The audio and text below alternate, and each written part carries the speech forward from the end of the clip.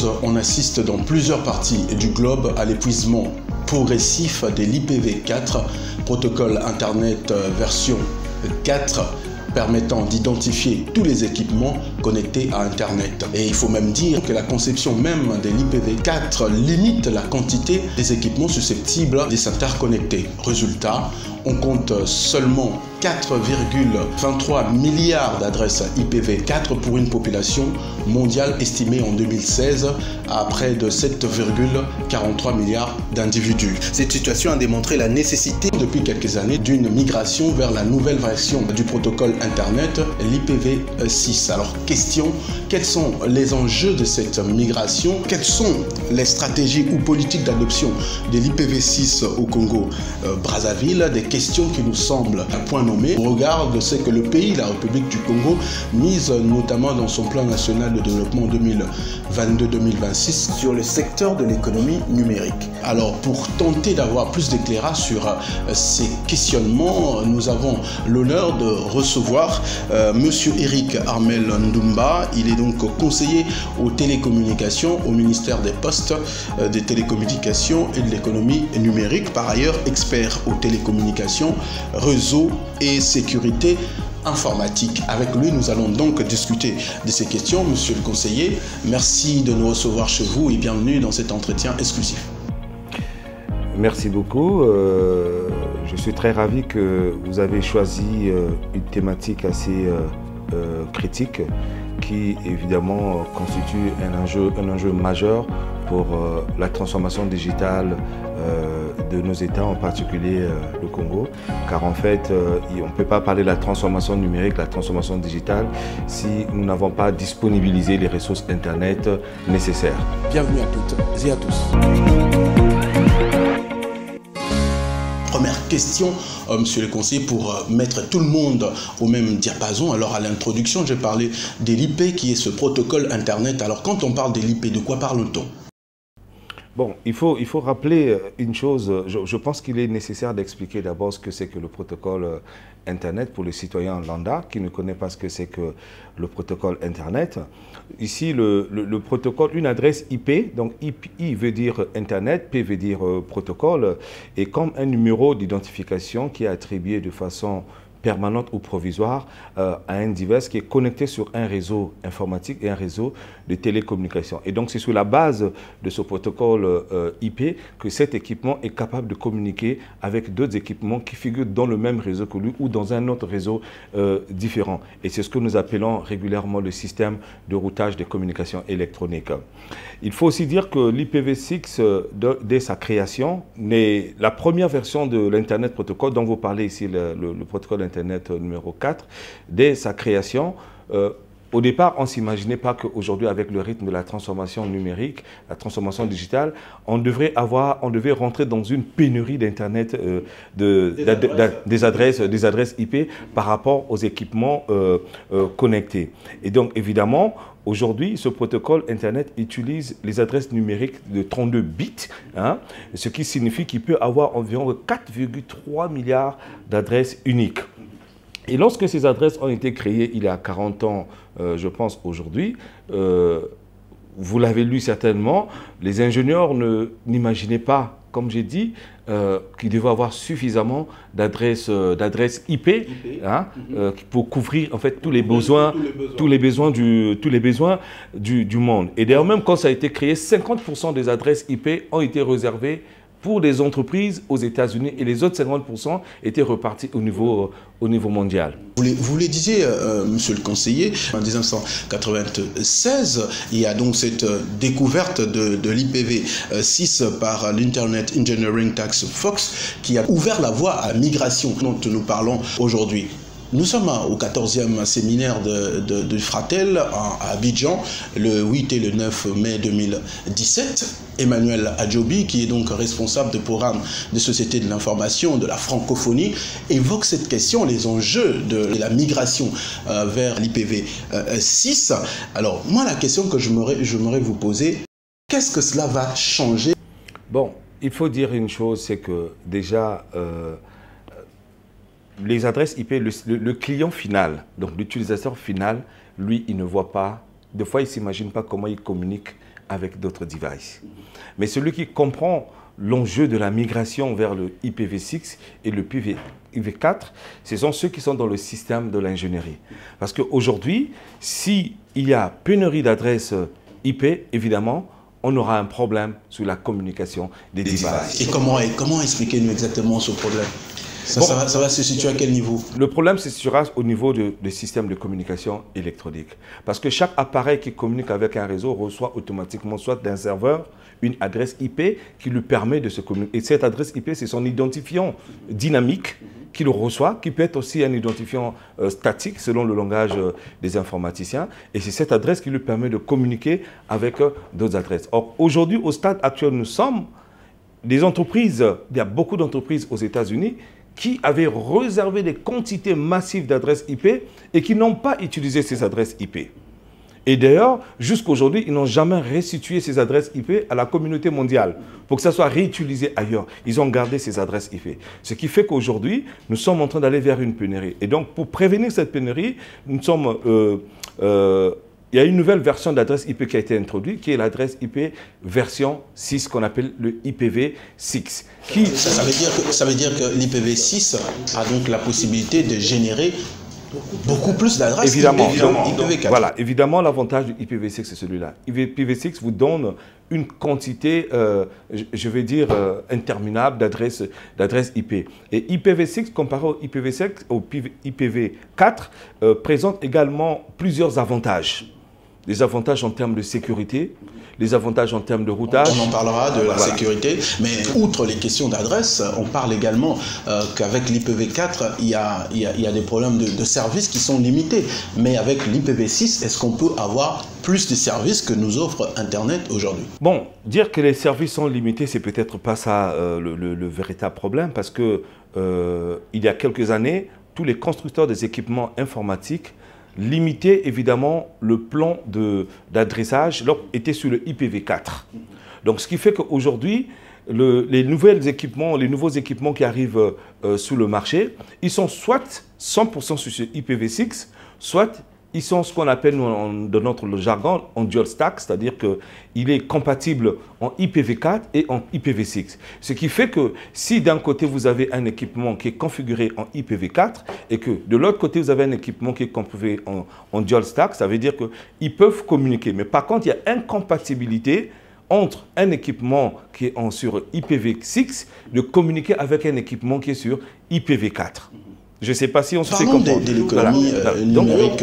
On le sait bien que la part stratégique que prend l'économie numérique dans l'économie mondiale n'est plus à démontrer, même dans notre pays. On parle aujourd'hui d'une politique de la digitalisation des services au niveau du pays. Il y a le e-tax, e-douane. En même temps, nous avons donc des organisations et des équipements qui augmentent de façon exponentielle. Aussi vient le problème de l'augmentation continue du nombre de routes pour stocker donc dans les mémoires des grands routeurs du cœur du réseau.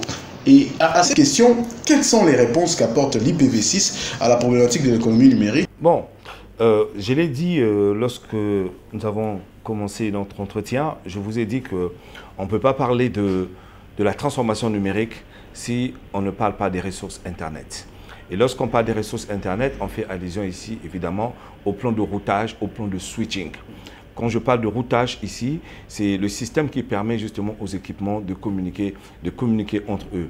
Alors aujourd'hui, avec le rythme de la transformation numérique, les équipements qui sont placés, qui sont disponibilisés sur le marché, ce sont des équipements qui viennent en IPv6, configurés en IPv6, mais qui ont aussi la possibilité d'être configurés en IPv4, simplement pour éviter une interruption de service entre un nouveau équipement qui arrive en IPv6 et l'autre qui est confié en IPv4. Donc, ils se sont arrangés dans le plan de transition qui dit les équipements en dual stack, c'est-à-dire qui prend en compte la version 4 et la version 6 pour être en mesure de lire pour une continuité des services. Parce que si l'équipement, comme je l'ai dit, s'il est configuré à 100% en version 6, il ne pourra pas communiquer avec un équipement ancien qui est en version 4, ça va demander à ce que cet équipement également soit changé. Mais pour qu'il soit changé, il faut évidemment mettre un plan de migration en place. Alors parlons maintenant de la cybersécurité parce que vous l'avez évoqué tout à l'heure. Quelles sont les conséquences du passage à l'IPv6 quand on sait que les menaces telles qu'elles se présentent aujourd'hui, leur propagation est basée sur la génération aléatoire des adresses IPv4. Mais avec l'IPv6, où la probabilité de générer au hasard des adresses IP qui sera déjà du reste distribuée est pratiquement nulle. Donc on peut se dire qu'avec l'IPv6, on aura franchi un palier dans la cybersécurité. D'accord, merci beaucoup. Mais déjà, vous savez qu'en matière de cybersécurité, on ne peut pas garantir la sécurité à 100%. On ne peut pas garantir. Mais il faut dire une chose, c'est que l'IPv6 comparé à l'IPv4, il apporte une amélioration en termes de sécurité. Donc je voudrais ici vous présenter quelques avantages du IPv6 par rapport au IPv4 en termes de sécurité. Déjà en termes de sécurité, l'IPv6 a été conçu dans un souci, comme je l'ai dit, vraiment de sécurité. Le vrai souci c'était la sécurité, ce n'est pas seulement la pénurie, mais c'est vraiment le souci c'était comment sécuriser. Parce que l'IPv4, lui, comme je l'ai dit, c'est un protocole qui transporte il est sur le 32 bits. Donc, il a la possibilité de transporter dans ces 32 bits, dans l'entête justement du transport, les logiciels malveillants. Ce que le IPv6 ne fait pas. Alors, je l'ai dit, pour le IPv4, nous avons ce qu'on appelle le ICMP, Internet Protocol Message Protocol, qui est une composante du IPv4 qui peut transporter des logiciels malveillants qui sont souvent bloqués par les pare-feux au niveau des systèmes informatiques. C'est pour ça que vous voyez dans les réseaux, il y a souvent ces pare-feux qui existent déjà. Alors, cependant, les paquets qui sont transportés par le IPv6 utilisent un autre système qu'on appelle le IPsec. Hein? Et ce qui rend évidemment le transport dans le routage devient beaucoup plus sûr et beaucoup plus sécurisé. Ça, c'est le tout premier avantage déjà en termes de sécurité pour le IPv6, mais aussi ce qu'on appelle la limitation géographique. Et ça, je pense que je l'ai aussi dit, vous savez, quand les adresses IP ont été créées au départ, 50% étaient réservés aux États-Unis et 20% pour la population mondiale. Aujourd'hui, le IPv6, il est ouvert à toute la communauté mondiale. Donc ça, c'est le deuxième avantage déjà qu'on peut dire pour le IPv6. Le troisième avantage, c'est la possibilité, le potentiel d'acheminement qui est plus efficace grâce justement aux entêtes, hein, le système de routage et le système justement de configuration. Parce que le IPv4, ça demandait beaucoup plus de matériel, mais avec le IPv6, c'est beaucoup plus souple, le routage est beaucoup plus dynamique. Ça, ce sont les avantages. Et nous avons aussi ce que nous appelons la connectivité de bout en bout. Donc, quand les ingénieurs ont créé cette méthode, il y avait ce qu'on appelle, nous on appelle dans notre langage, le NAT, Network Address Translation. Avec le système IPv4, le système était beaucoup plus lent. Alors qu'aujourd'hui, donc, il devait convertir l'adresse directement, l'adresse IP, à l'adresse physique de la machine. Mais avec le IPv6, ce n'est pas le cas. Avec le IPv6, tous les appareils rendent le système de résolution d'adresse physique à l'adresse MAC très simple et beaucoup plus utile. Ça, c'est en termes de configuration. Et en termes de l'autre avantage que je vous l'ai dit, c'est l'auto-configuration. L'autoconfiguration. Hier, on était obligé de passer beaucoup de temps à configurer, mais aujourd'hui, avec l'adresse MAC, avec l'adresse version 6, la configuration est automatique et beaucoup plus simple. Vous pouvez automatiser dans votre système, que ce soit dans les réseaux de télécommunications, comme dans les réseaux informatiques. Vous pouvez automatiser tous les services, tous les devices peuvent s'auto-configurer automatiquement. D'accord. Alors si on veut, pour faire comprendre aux Congolais lambda, ça veut dire qu'aujourd'hui, nous avons des menaces. Par exemple, je reçois des mails dans mon adresse et quand j'ouvre, il y a des virus qui entrent dans le système, qui infectent mon appareil. Avec l'IPv6, ce qu'on peut se dire, ce sera des cas pratiquement inexistants parce que les logiciels malveillants ne peuvent pas circuler sur l'IPv6. Bon. Il y a plusieurs interfaces par lesquelles le logiciel peut attaquer votre machine. Pas forcément à travers le système de routage. Ici, quand je vous parle ici de la sécurité, je vous parle de la sécurité en termes de routage. Mais les problèmes que vous pouvez avoir peuvent venir aussi des interfaces, par exemple, dues aux applications que vous ouvrez directement de votre téléphone. Je vous donne un exemple simple. Si votre serveur web il est configuré avec l'adresse IPv6, d'accord? Mon ordinateur est configuré par exemple avec du IPv4. Une chose est vraie, c'est que je ne peux pas accéder à ce serveur. Vous voyez? Mais si j'ai cette configuration en double, je peux accéder à ces serveurs. Mais ce qui est derrière, donc, sur le support de routage, moi je parle du support de routage. Sur le support de routage, vous n'avez pas le logiciel malveillant qui est automatiquement supprimé grâce au routage IPv6. Mais attention, les menaces peuvent venir d'autres interfaces, comme les applications que vous utilisez qui ne nécessitent peut-être pas forcément l'interface du IP pour fonctionner. Voilà. Alors, on va maintenant revenir un peu au Congo parce qu'on a évoqué les questions des adresses IP. Vous l'avez rappelé qu'actuellement, il y a une sorte de pénurie. D'ailleurs, il y a le registre Internet régional américain qui a déjà en septembre 2015 annoncé la rupture. Qu'en est-il en République du Congo? Je ne pense pas que nous sommes déjà arrivés à la pénurie des adresses IPv4, mais ce que je peux dire ici, c'est que vous savez, le département des postes, des télécommunications et de l'économie numérique, grâce au leadership du ministre Léon Juste Ibumbo, est bien conscient des enjeux au niveau mondial sur tout ce qui est lié à la transformation numérique. Et nous savons que l'accélération de la transformation numérique va forcément nous conduire à un souci d'adresse IP. Je parle ici du secteur public encore, du secteur public. Donc, peut forcément nous conduire à un souci de pénurie d'adresses IP. Alors, le ministre, justement, dans son plan d'action, a décidé d'anticiper un certain nombre de choses. Évidemment, nous sommes rentrés en contact avec l'Union internationale des télécommunications, avec qui nous travaillons déjà aujourd'hui pour installer au niveau de Brazzaville un banc d'essai. Et ce banc d'essai sera transformé en banc d'essai régional, pas seulement pour le Congo. Et ce banc d'essai, c'est le banc qui nous permettra non seulement de former nos ingénieurs à nous, parce que nous avons des ingénieurs en système et réseau, mais qui ne sont pas doués dans le routage en IPv6. Ils ont été formés à l'école avec le IPv4. Aujourd'hui, il y a un autre système de routage qui se met en place. Donc l'objectif de ce banc d'essai, c'est de former d'abord ces jeunes, les jeunes qui sortent, par exemple, je vais prendre le cas de l'NSP ou d'autres instituts aussi de technologie, qui sachent comment travailler, comment faire le routage et comment sécuriser un réseau grâce à l'IPv6. Alors, cette question, excusez-moi, monsieur le conseiller, est d'autant plus importante. J'aimerais quand même que vous nous éclaircissiez là-dessus, parce que selon nos sources, ces bons d'essai devraient être mis en place avec le soutien de l'UET, évidemment, qui l'UET a mis les moyens qu'il fallait et qu'il reste au niveau du Congo de pouvoir mettre la contrepartie, qui n'est que de 60, selon nos informations, $1000 américains, mais qui n'est pas jusque-là fait. Où se situe le problème pour démarrer ces bons d'essai sur l'IPv6? Bon, il faut dire qu'au départ, on avait un souci pour localiser le bon d'essai. On avait envisagé au départ l'installer au sein de Congo Télécom, mais après on s'est rendu compte que c'est un opérateur historique.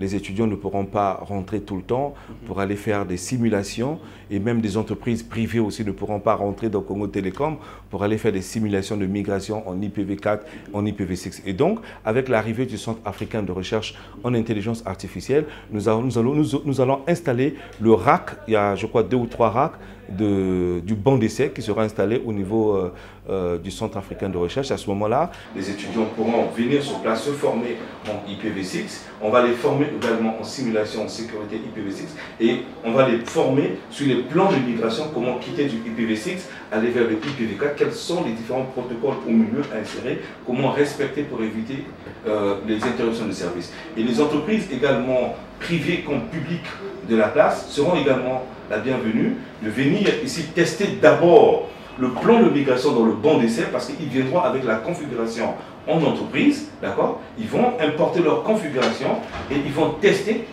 le plan de migration, comment basculer du IPv4 en IPv6 sans pourtant qu'il y ait une interruption de service. Alors, monsieur le conseiller, il y a d'autres pays comme la Tunisie qui a déjà lancé un plan national de migration vers l'IPv6. Il y en a plein d'autres. Au Congo, quel est l'état des lieux de ce processus? Est-ce qu'on en parle au niveau du gouvernement? Est-ce qu'il y a un plan qui pourrait être mis en place pour faciliter cette migration? Évidemment, si je vous parle du plan du banc d'essai pour préparer l'immigration de IPv4 en IPv6, évidemment, il faut mettre une politique. Il faut une politique et il faut un cadre aussi de basculement. Et donc, tous ces éléments-là sont en cours de rédaction. En cours de rédaction, nous espérons que ça va avoir le jour très bientôt. Alors, une autre question, parce que c'est juste, on reste dans ces sièges. Je parlais au niveau mondial où les bancs des adresses IPv4 allaient à... Il y a quelques blocs des derniers qui sont encore d'actualité, mais qui attisent de convoitises et même de bataille au niveau de l'Afrique. On semble voir qu'il y a une sorte de retard au niveau de la migration vers l'IPv6, non seulement au niveau de l'Afrique, mais un peu sur le plan planétaire. Qu'est-ce qui explique cela selon vous? Bon, l'urgence de basculer vers le IPv6 dépend aussi du contexte. Ça dépend du contexte de l'entreprise, ça dépend du contexte des États. Parce que nous, si nos entreprises au niveau national ne ressentent pas une insuffisance d'adresse IP, je ne vois pas la nécessité de basculer automatiquement si nous avons encore suffisamment de ressources. On bascule lorsque vous sentez une indisponibilité des ressources. Mais c'est comme j'ai dit, les IPv6, les ressources sont disponibles pour toute la communauté mondiale, de façon infinie. Vous voyez? Donc, il y aura suffisamment de ressources. Mais ceux qui sont sur le IPv4, s'ils ont suffisamment de ressources encore pour pouvoir tenir leur système, je ne vois pas la nécessité. Vous l'avez évoqué, monsieur le conseiller, que les enjeux ne sont pas seulement forcément les adresses IP, mais c'est aussi en termes d'économie numérique, en termes de la sécurité, en termes même de politique. Ça bloque pas le développement de l'économie numérique. Ça bloque pas. Parce que jusqu'à preuve de contraire, aujourd'hui, nous sommes déjà dans l'économie numérique. Il faut déjà même envisager l'après-économie numérique, le post-économie numérique. C'est pour ça aujourd'hui, de plus en plus, on ne parle même plus d'économie numérique, on parle de l'accélération de la transformation numérique. Vous voyez? Si on est dans le sens, on parle de l'accélération de la transformation numérique, ça veut dire que nous sommes dans un process où, même en termes d'adressage IP, okay, nous sommes toujours en phase. C'est-à-dire que si les ressources sont là, on bascule. Mais ce qui est plus important aujourd'hui, c'est que les équipements tels que configurés, que ce soit les serveurs, que ce soit au niveau des opérateurs de télécommunications, je vais prendre l'exemple, c'est un peu trop technique, tout ce qui est BSC, RNC, MSC, tous les systèmes de routage, par exemple au niveau des opérateurs, sont configurés en dual stack. Donc ça veut dire que si demain, ils décident de laisser le IPv4, ils peuvent le laisser tranquillement et basculer sur le IPv6 parce que les interfaces de communication sont compatibles. Alors là, vous avez déjà anticipé d'ailleurs dans ma question, toute dernière question, justement sur les perspectives. Le Congo, avec tout ce qu'il y a, on peut se dire que si une fois la nécessité se présentait, eh ben, on pourra basculer sans difficulté de l'IPv4 à l'IPv6. Je peux vous rassurer, la politique de basculement est encore, mais la technique est déjà là. Donc nous sommes en train de finaliser, essayer de harmoniser les choses entre le plan de basculement et la politique. Tout est déjà en place. Pour l'instant, nous ne souffrons pas d'une insuffisance d'adresse IP au niveau national, mais la nécessité d'aller toujours vers le IPv6 continue à se faire sentir. Je l'ai dit avec les opérateurs de télécommunications qui, en réalité, sont des grands consommateurs d'adressage IP. Et tenez-vous bien, chaque mobile qui communique sur un réseau de communication de MTN ou de RTL ou d'un autre opérateur a besoin d'une adresse IP.